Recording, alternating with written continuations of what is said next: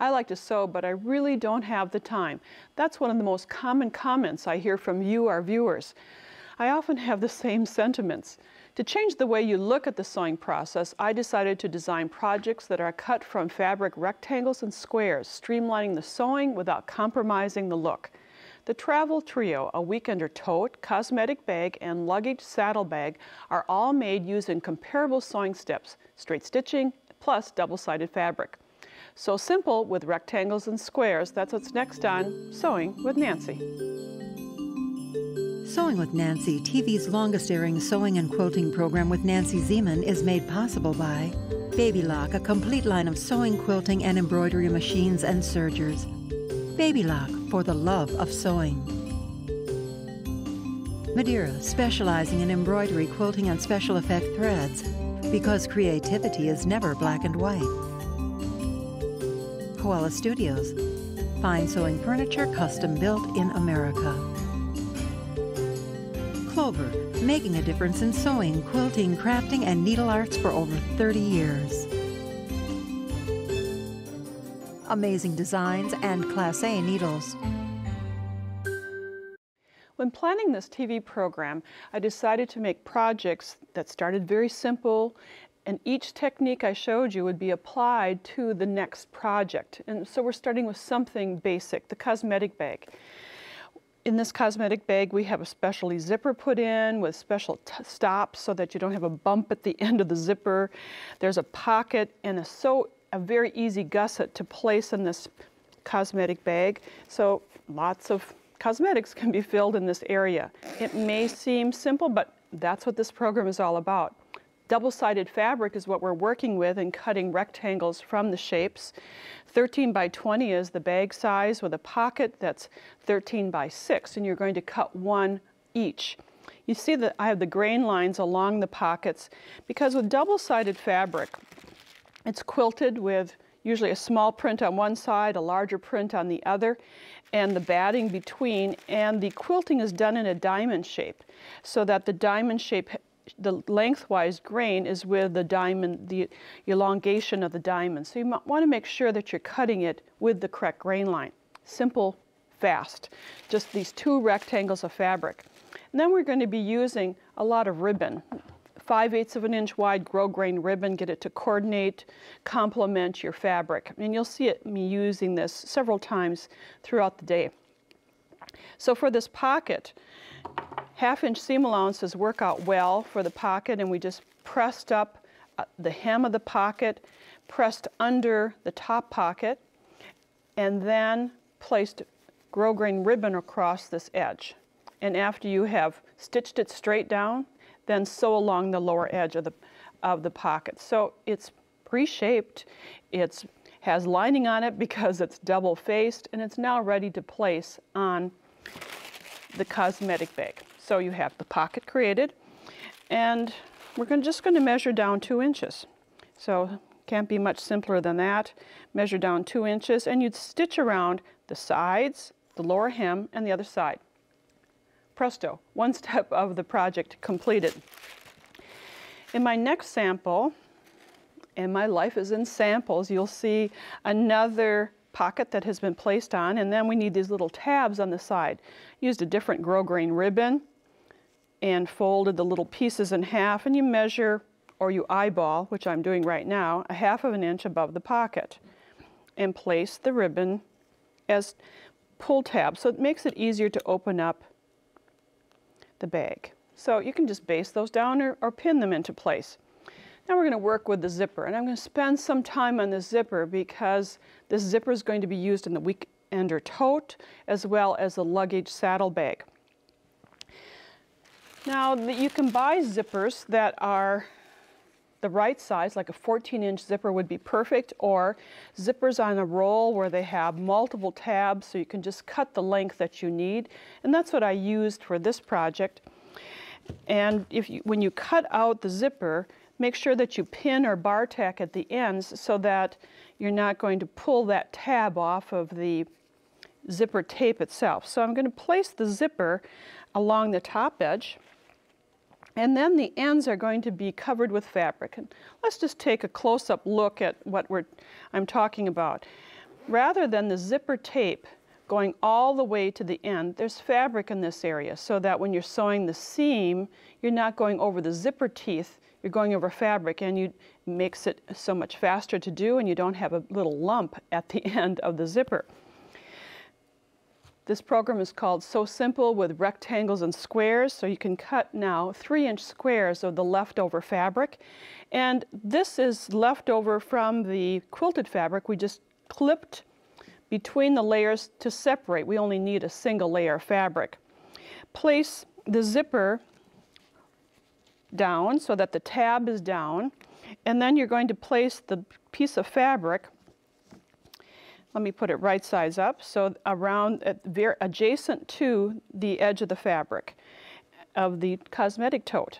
And then you wrap it around the end and pin. You do the same on the other side, and I have a contrasting color here. Wrap it around the edge and pin.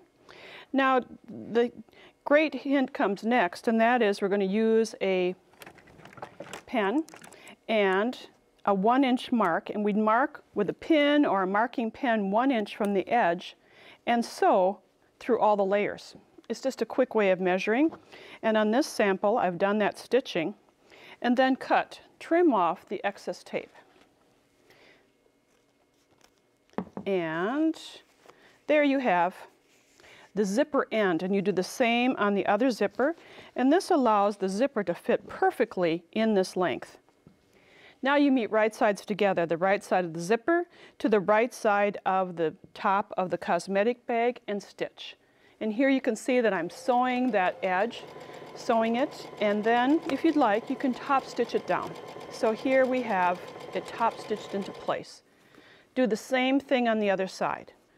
Meet the top of the zipper to the top of the case and stitch with a 1/4 of an inch seam. Now we're going to center the zipper. I have the zipper open. We center it at the top and sew the side seam. And as I lay this down, you'll see that the side seam has been stitched on this side.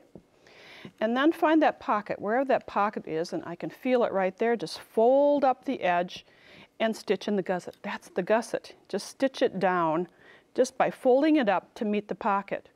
When you turn it right side out, ta-da, you have a cosmetic bag with a zipper, specially made, pocket, and gusset.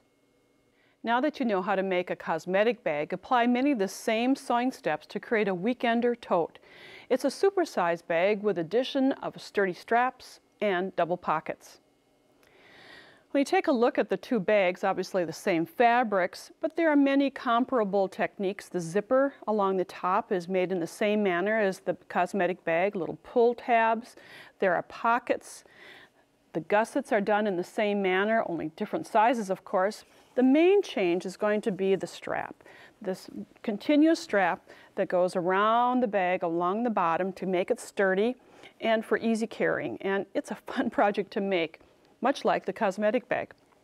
So we'll need the same type of fabric, the double-sided quilted fabric, 1 1/8 to make this bag. 23 by 39 is the measurement of the bag, and 2 pockets are cut 8 by 11. So those are the rectangles. Left from the yardage of fabric, you'll have lengthwise fabric and cut 3 2-inch strips. This is going to be for the strap. 3 2-inch strips from the 1 1/8 of fabric. I already showed you how to work with the pocket, so you're going to make the pocket in the same manner as I detailed earlier, folding under the top edge and adding ribbon and then pressing under the lower edge. Both pockets are placed 5 inches down from the top, and I placed a pin at the center mark, so I folded it in half, mark the center of the pocket, mark the center of the bag, and then just line these two up 5 inches down, and you'd sew along the bottom and the sides. Of course, leave the top open, and this was made just the same manner as the initial pocket. And you'd place another pocket at the opposite end. After sewing on both pockets, we have it already done here, we're going to make the straps. Now, these straps are going to be separated, the fabric separated, removing the batting. You can save the lower layer for another project, and then seam the separated fabrics end to end. So you're going to sew these together end to end so that you have one continuous strip. And it measures approximately 120 inches. You don't have to be exact on this, just approximately, as I mentioned. So you've sewn them into continuous strips and then add interfacing or a strap interfacing. This one is perforated, and I've started already to press it to the wrong side of the fabric, and as I reach the starting point, I just overlap some of the interfacing and then press along the perforations. And it easily presses, or if you used traditional interfacing, just measure so that you have a 1-inch finished strip. So fold the ends to the middle is basically what's going to happen. Now you have one big circle of a strap. And we're going to need ribbon. And let me just show you on the bag what's needed, because you want some nice finish to the strap on the inside. We cover those raw edges with ribbon. But rather than attaching the ribbon all the way around, you don't need the bulk where it's attached to the bag. We just need it in the handle area. So to accomplish this, fold your strap in half and place a pin mark at each half mark. So what I did is it's a long strap, so I just folded it in half and marked the pins. Then cut 2 lengths of ribbon that are 33 inches each, and also mark a pin mark at the center. Place the 2 centers together and then edge stitch the ribbon to the strap. And here's just a close-up. I told you it was straight stitching. Stitch on both sides of the ribbon to attach it to the strap. So you have the ribbon at each end, and then I've marked it in another quarter mark. I folded in half again and placed 2 more pins. This will help me in the placement of the strap on the bag. So here we have the bag, and so we need to mark the center of this bag, so we fold it in half. So there's a lot of folding and marking. So I'll place a pin mark at this area. And then the quarter mark without the ribbon is going to be placed adjacent to the center mark.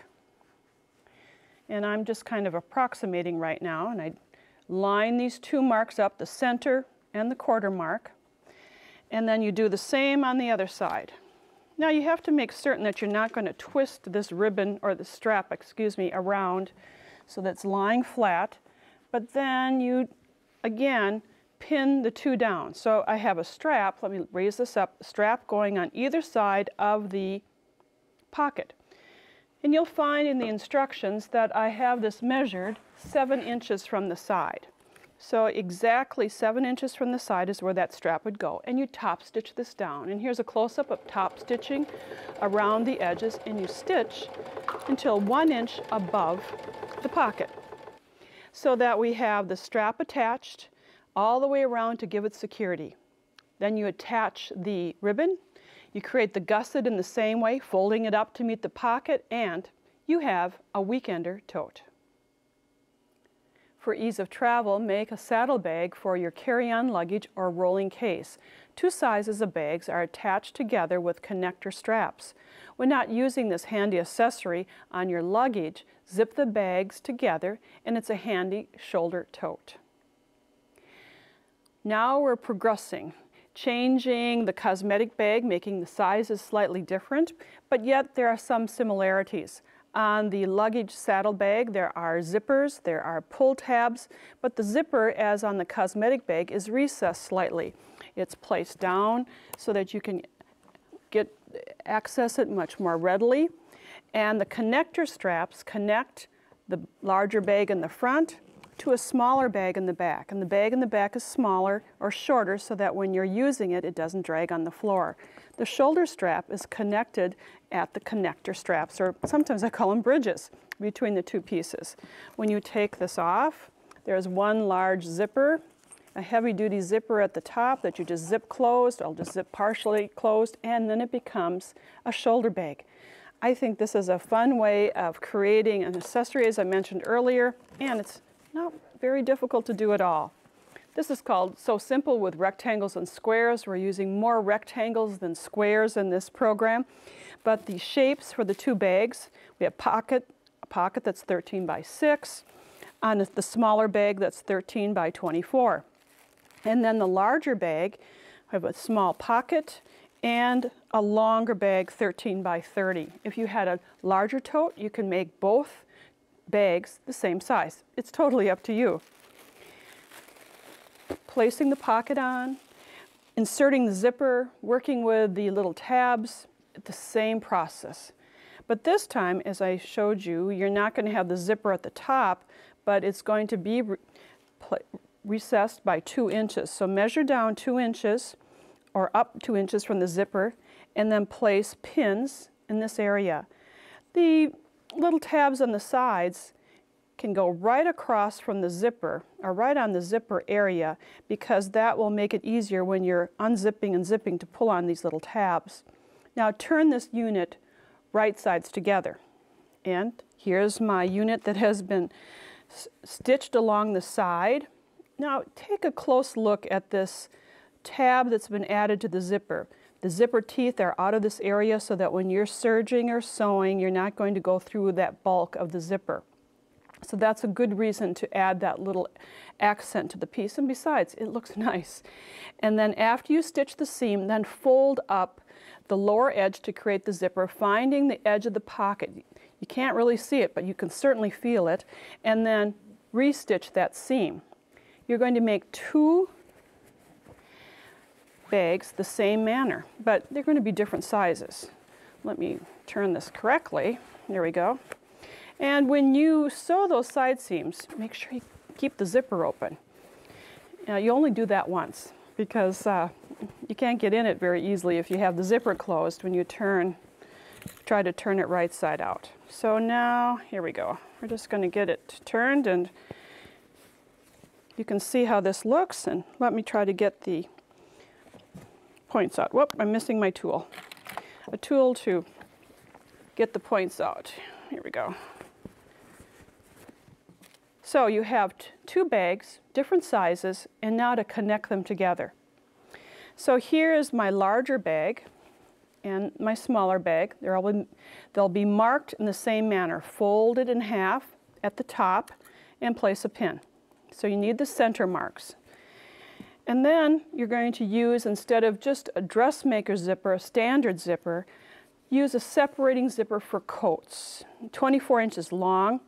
And we added ribbon at the ends to make it look nice, and also to keep the tape together at the opened end.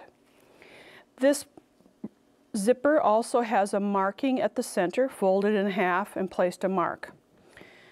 Now I kind of liken the assembly of this like making a bookshelf. It's very basic. You stack things together. It goes together quite easily. It's very visual. The connector straps are what are needed next. They're 2 inches by 6 inch strips of fabric that have the interfacing pressed. You fold along the perforations and then stitch along the edges. Here's a D-ring that I use, and then here you can see, to keep that D-ring in place, I'm stitching along the edge close to the D-ring. Now here's the connector strap. I pull off the little basting tape that I have, a double-sided basting tape, and place the connector strap 3.5 inches from the center. So I have the pins already placed there. They're placed in that area, and then the zipper, matching the center point, gets tucked down. All these layers are going to be stitched together. The zipper, the connecting strap. Here's a close-up of top stitching the layers. Stitch securely at each end. I usually do 2 rows of top stitching. So you add the back of the bag in the same manner by centering the connectors, sewing across the top, and then adding a shoulder strap.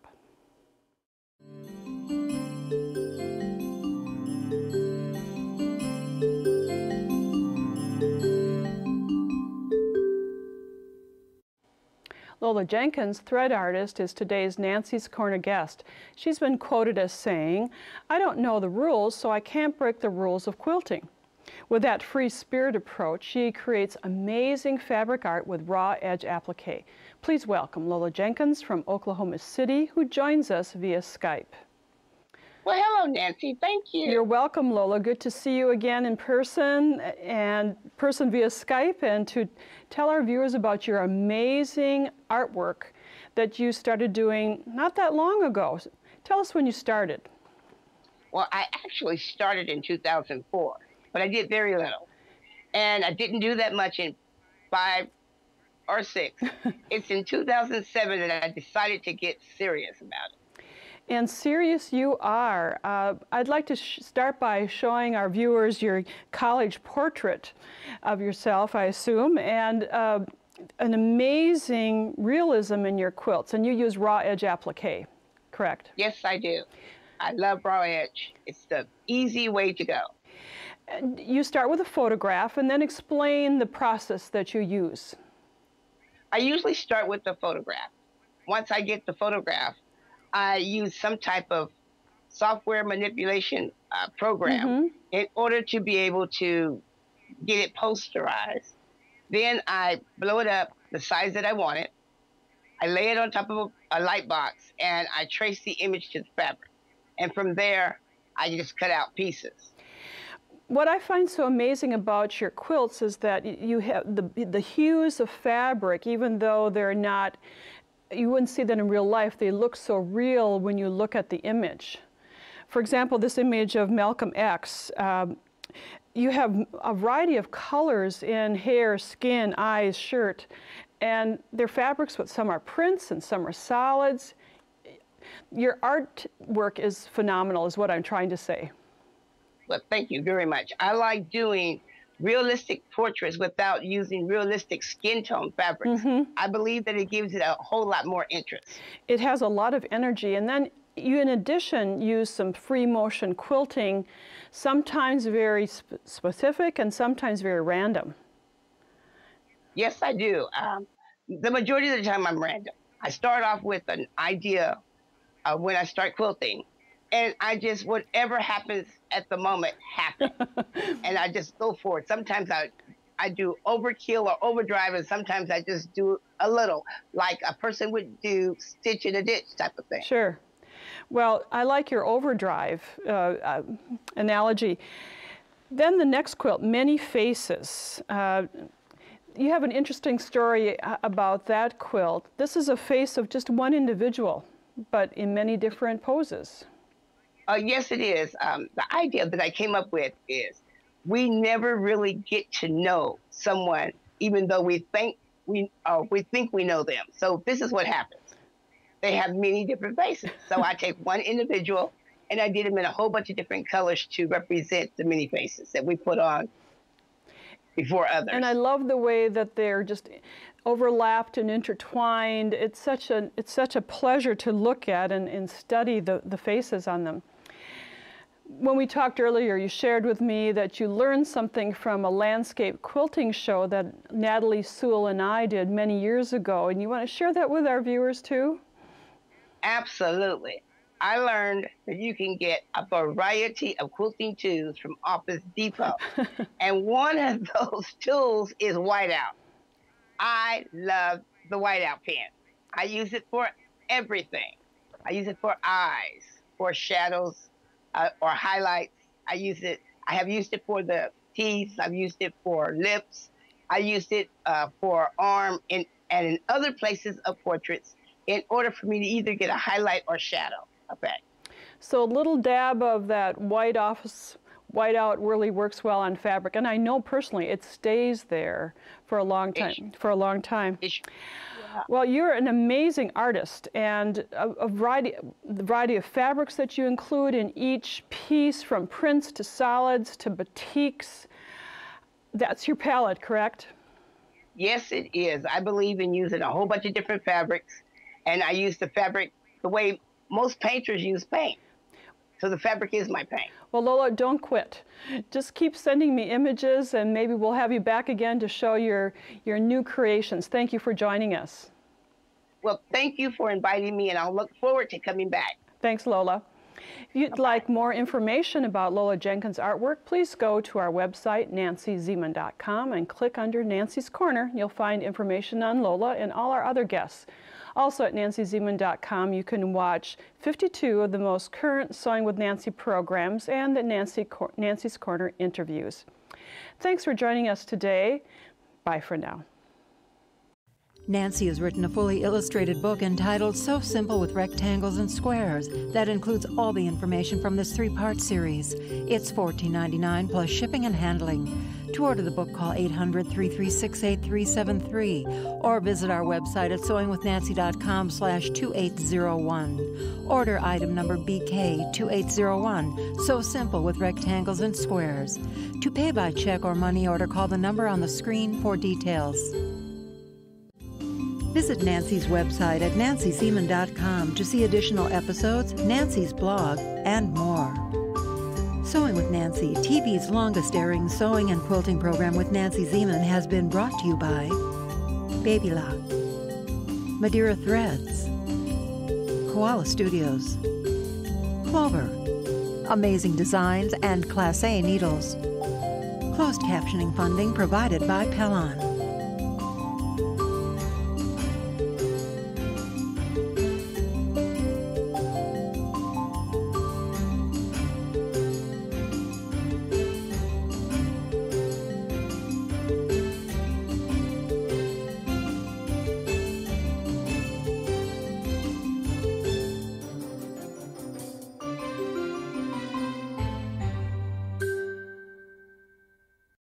Sewing with Nancy is a co-production of Nancy Zieman Productions and Wisconsin Public Television.